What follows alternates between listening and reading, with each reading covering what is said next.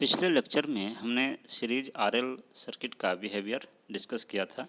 उसमें हमने डिस्कस किया था कि सीरीज आरएल सर्किट को अगर एसी सिग्नल से इसको सप्लाई दिया जाए तो इसमें वोल्टेज करंट के बीच क्या रिलेशन होता है, करंट का एक्सप्रेशन क्या होगा, तो उसको हमने डिस्कस किया था। इस लेक्चर में हम डिस्कस करेंगे कि अगर सीरीज आरसी सर्किट को एक एसी सिग्नल से इसको अगर सप्लाई दिया जाए तो इसमें जो करंट फ्लो करेगा उसका रिस्पॉन्स क्या होगा और उसका बिहेवियर क्या होगा, ये हम इस लेक्चर में डिस्कस करेंगे। तो हमने यहाँ पे एक सर्किट कंसीडर किया जिसमें कि एक रेजिस्टेंस है और एक कैपेसिटर है और उसे साइनसॉइडल एसी सिग्नल से सप्लाई दिया गया है।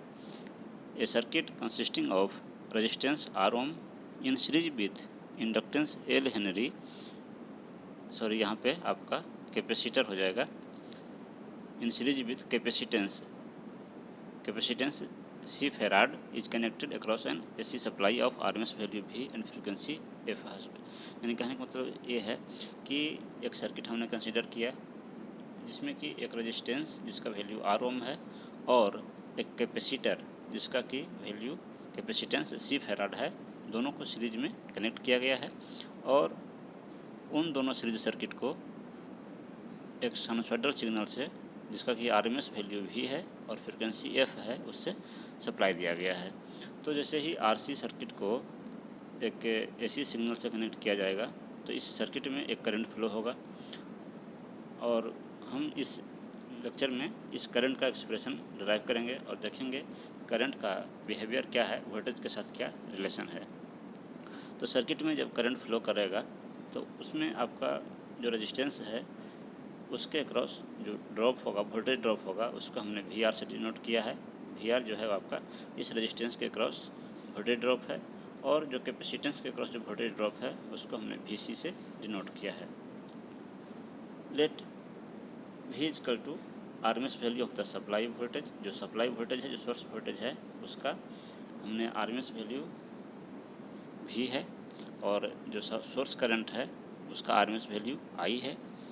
वी आर रेजिस्टेंस के अक्रॉस वोल्टेज ड्रॉप है, वो आपका करंट इंटू रेजिस्टेंस के इक्वल होगा और वी सी कैपेसिटेंस के अक्रॉस वोल्टेज ड्रॉप है और वो होगा आपका current into capacitive reactance. Phasor diagram अगर हम ड्रॉ करें तो चूँकि ये आपका एक सीरीज आरसी सर्किट है, इसमें दोनों जो एलिमेंट हैं रेजिस्टेंस और कैपेसिटर, तो दोनों चूँकि सीरीज में कनेक्टेड है तो सीरीज में करंट सेम फ्लो होता है, यानी कि दोनों ही ब्रांच में या दोनों ही एलिमेंट के थ्रू सेम करंट फ्लो करेगा। तो इसका फेजर डायग्राम ड्रॉ करने के लिए हम करंट को रेफरेंस फेजर के रूप में ड्रॉ करेंगे। तो हमने यहाँ पे करंट को as a reference phasor draw किया, यानी हॉरिजॉन्टली इसको ड्रॉ किया। और हम जानते हैं कि अगर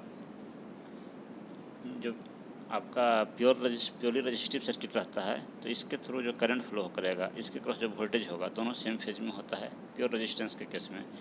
तो यहाँ पे जो रेजिस्टेंस है उसके क्रॉस वोल्टेज ड्रॉप है वी आर और इसके थ्रू करंट है आई, तो दोनों सेम फेज में होगा। तो करंट तो हमने पहले ड्रॉ कर लिया, तो इसके क्रॉस जो वोल्टेज ड्रॉप है वी आर वो भी इस के फेज में होगा, इसलिए हमने इसी लाइन में वी आर को भी रिप्रेजेंट किया यहाँ पे। उसके बाद आगे अगर चलें तो आगे आपका दूसरा ब्रांच कैपेसिटर का है, तो इसके थ्रू भी करंट सेम करंट फ्लो कर रहा है, लेकिन इसके क्रॉस का वोल्टेज है आपका वी सी। और हम जानते हैं कि प्योर कैपेसिटिव सर्किट के केस में जो करंट है वो 90 डिग्री से लीड करता है। दूसरे शब्दों में हम कह सकते हैं कि जो वोल्टेज है वो करंट से 90 डिग्री से लैग करता है, इसलिए हमने यहाँ पे जो करंट का फेजर है उससे 90 डिग्री लैग करता हुआ ये हमने वोल्टेज का फेजर यहाँ पे ड्रॉ किया, कैपेसिटिव वोल्टेज का। कैपेसिटर के अक्रॉस जो वोल्टेज होगा वो 90 डिग्री से लैग करता हुआ होगा और जो सप्लाई वोल्टेज है हमारा वो इन दोनों का समेशन होगा, जो रेजिस्टेंस के क्रॉस का वोल्टेज है और जो कैपेसिटर के क्रॉस का वोल्टेज है। तो चूँकि दोनों सेम फेज में नहीं है इसलिए इन दोनों का जो रिजल्टेंट होगा वही आपका सप्लाई वोल्टेज होगा। तो इन दोनों का जो रिजल्टेंट होगा वो हमने यहाँ पर ड्रॉ किया, ओ बी आपका इन दोनों वोल्टेज का रिजल्टेंट फेजर हुआ। तो इस प्रकार से हम इस फेजर डायग्राम से ये देख सकते हैं कि जो सप्लाई वोल्टेज है वो सप्लाई करंट से यानी सोर्स करंट से थीटा एंगल से लैग कर रहा है। वोल्टेज हमारा जो सप्लाई वोल्टेज है वो लैग कर रहा है। दूसरे शब्दों में ये कह सकते हैं कि जो वोल्टेज है उससे थीटा एंगल से करंट लीड कर रहा है। दूसरे शब्दों में हम ये भी कह सकते हैं। तो हमेशा लैग लीड की बातें जो है वो करंट के रिस्पेक्ट में की जाती है, करंट के लिए की जाती है। इसलिए हम कह सकते हैं कि आरसी सर्किट में जो करंट है वो वोल्टेज से थीटा एंगल से लीड करता है। वही हमने आरएल सर्किट के केस में देखा था कि जो करंट है वो थीटा एंगल से लैग कर रहा था, लेकिन आरसी सर्किट के केस में थीटा एंगल से लीड करेगा। तो from the phasor diagram it is clear that supply voltage V is resultant of phasor VR and VC। तो जो सप्लाई वोल्टेज है वो आपका VR और VC का दोनों का रिजल्टेंट था। जैसा कि हमने फेजर डायग्राम में देखा, ये आपका VR यहाँ पे था और VC यहाँ पे था, और इन दोनों का जो रिजल्टेंट है वो आपका सप्लाई वोल्टेज भी था। तो इन दोनों का रिजल्टेंट है। तो हम अगर सप्लाई वोल्टेज का मैग्नीट्यूड को हम एक्सप्रेस करना चाहें इन दोनों के टर्म में, तो लिख सकते हैं कि V इक्वल टू, यानी जो सप्लाई वोल्टेज है उसका मैग्नीट्यूड बराबर होगा √VR square plus VC square. चूँकि जो ट्रायंगल था वो राइट एंगल ट्रायंगल है, तो हम लिख सकते हैं √VR square plus VC square. तो VR की जगह पे हम लिख सकते हैं करंट इंटू रेजिस्टेंस IR का स्क्वायर और into I plus I into XC का होल स्क्वायर। VC की जगह पे I इंटू XC लिख सकते हैं। तो यहाँ से I अगर हम दोनों में से कॉमन ले लें और रूट के बाहर कर लें तो अंदर में बचेगा हमको R स्क्वायर प्लस XC का स्क्वायर।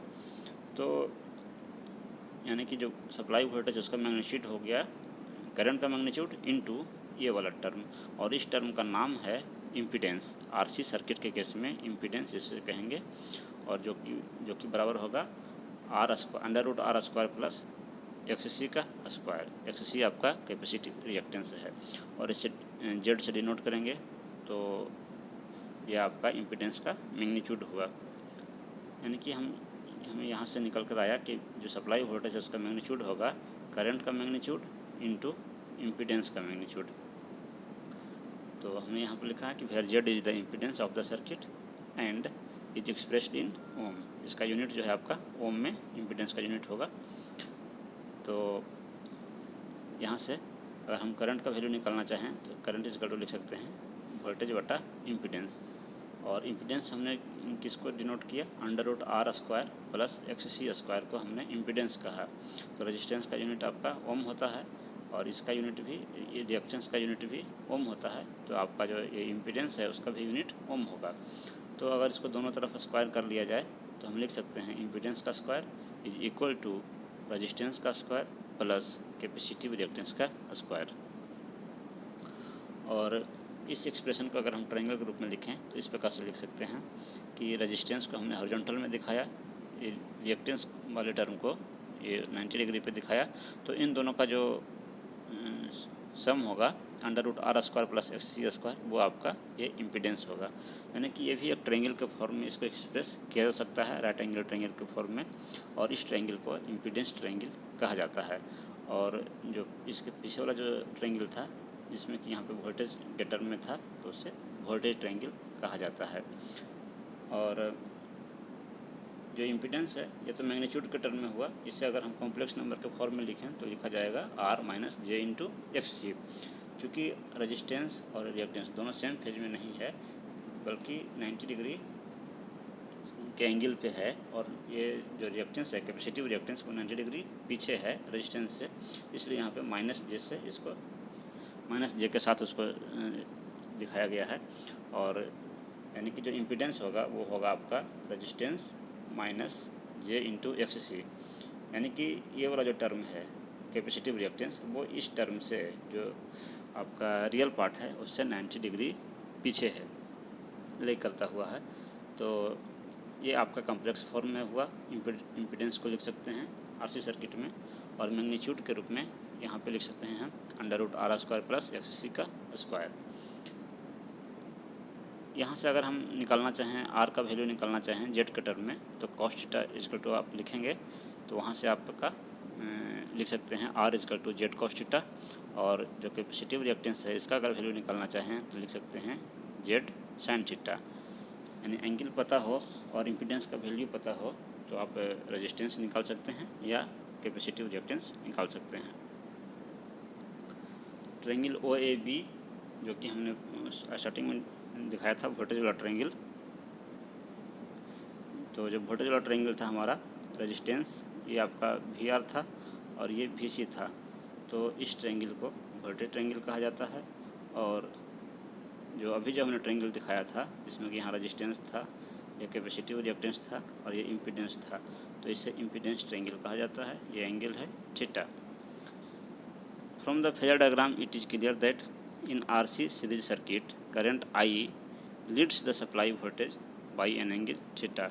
तो हमने देखा था फेजर डायग्राम में कि जो आरसी सर्किट में जो करंट है वो सप्लाई वोल्टेज से थीटा एंगल से लीड करता है, आगे आगे चलता है, क्योंकि करंट हमारा यहाँ पे था, वोल्टेज हमारा यहाँ पे था। तो वोल्टेज से करंट आपका लीड कर रहा है एंटी क्लॉकवाइज डायरेक्शन में, फेजर को रोटेट करता हुआ जूम किया जाता है। तो यहाँ से अगर हम थीटा का वैल्यू निकालना चाहें कि कितने एंगल से हमारा जो करंट है वो लीड कर रहा है, तो आप जो वोल्टेज ट्रायंगल है उससे निकाल सकते हैं।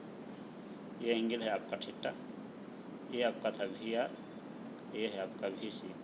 तो यहाँ से अगर आप tan थीटा इक्वल टू निकालेंगे, ये है आपका सप्लाई वोल्टेज वी, तो tan थीटा इक्वल टू निकालेंगे तो आप लिख सकते हैं परपेंडिकुलर बाई बेस, यानी V C by V R लिख सकते हैं। और वी सी की जगह पे आप लिख सकते हैं करंट इंटू रिएक्टेंस, और वी आर की जगह पे लिख सकते हैं करंट इंटू रेजिस्टेंस। तो यहाँ से करंट आपका ये कैंसिल हो जाएगा, तो लिख सकते हैं tan इनवर्स XC/R। यानी जो एंगल है वो आप वोल्टेज ट्रायंगल से भी निकाल सकते हैं या इम्पीडेंस ट्रायंगल से भी निकाल सकते हैं। तो वोल्टेज ट्रायंगल के रूप में अगर एंगल थीटा निकालेंगे तो tan इनवर्स VC/VR, और इम्पीडेंस के टर्म में यानी इम्पीडेंस ट्रायंगल से अगर निकालेंगे तो लिख सकते हैं tan इनवर्स XC/R। तो जो करंट है सीरीज आरसी सर्किट में वो कितने एंगल से लीड कर रहा है वो आप एंगल निकाल सकते हैं यहाँ से। और XC की जगह पे आप लिख सकते हैं जो कैपेसिटिव रिएक्टेंस है ये होता है, इसका मैग्नीट्यूड होता है 1/2πfc या 1/ωc भी कहते हैं इसको, 2πf की जगह पर ओमेगा भी इसको लिख सकते हैं। तो फाइनली आपको हो जाएगा ये जो एंगल है वो हो जाएगा tan इनवर्स 1/2πfc और R। तो यहाँ से हम ये देख सकते हैं कि जो एंगल है कि कितने एंगल से करंट लीड कर रहा है वो रेजिस्टेंस के वैल्यू पर डिपेंड कर रहा है, कैपेसिटेंस के वैल्यू पर डिपेंड कर रहा है और फ्रीक्वेंसी पे भी डिपेंड कर रहा है। तो अगर हम सप्लाई वोल्टेज को एज ए रेफरेंस फेजर लिखें और उसका इक्वेशन अगर हम V = Vm sin ωt अगर एज्यूम करें तो करंट का एक्सप्रेशन हम लिख सकते हैं I = Im sin ωt plus theta, क्योंकि जो करंट है वो थीटा एंगल से इसमें लीड कर रहा है, इसलिए यहाँ पे प्लस थीटा लिखना पड़ेगा। वोल्टेज के रिस्पेक्ट में जो वोल्टेज का जो फेज एंगल था उससे थीटा एंगल से करंट लीड करेगा, इसलिए इसमें प्लस थीटा लिखेंगे। और ये जो मैक्सिमम करंट है उसको हम लिख सकते हैं मैक्सिमम वोल्टेज बटा सर्किट का इम्पीडेंस। तो जो करंट का एक्सप्रेशन है वो हमें यहाँ पे हमने डिराइव किया कि वो होगा आपका जो वोल्टेज का एक्सप्रेशन है उससे थीटा एंगल से लीड करेगा। और इसे अगर हम वेव फॉर्म के रूप में रिप्रेजेंट करेंगे तो लिख सकते हैं ये जो आपका रेड कलर से है वो वोल्टेज का वेव फॉर्म है, इसको हम ओरिजिन से ओरिजिनेट करते हुए दिखा रहे हैं। और ये जो ग्रीन कलर से जो पेन है ये आपका करंट का वेव फॉर्म है। तो करंट का वेव फॉर्म चूँकि थीटा एंगल से लीड कर रहा है इसलिए ये हर क्षण थीटा एंगल से आगे आगे चलेगा, यानी जिस समय जिस समय वोल्टेज मैक्सिमम वैल्यू पहुंचेगा उससे थीटा एंगल पहले ही करंट मैक्सिमम वैल्यू पहुंचेगा। जिस समय वोल्टेज 0 पहुंचेगा उससे थीटा एंगल पहले ही करंट 0 पहुंचेगा।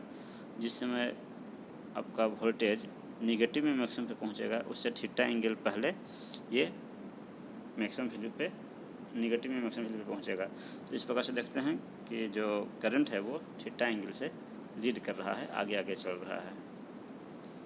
तो इस लेक्चर में हमने डिस्कस किया कि आरसी सर्किट में करंट का क्या बिहेवियर है, करंट का क्या रिस्पांस है, साथ ही साथ हमने वोल्टेज ट्रायंगल और इम्पीडेंस ट्रायंगल का भी जिक्र किया। Thank you.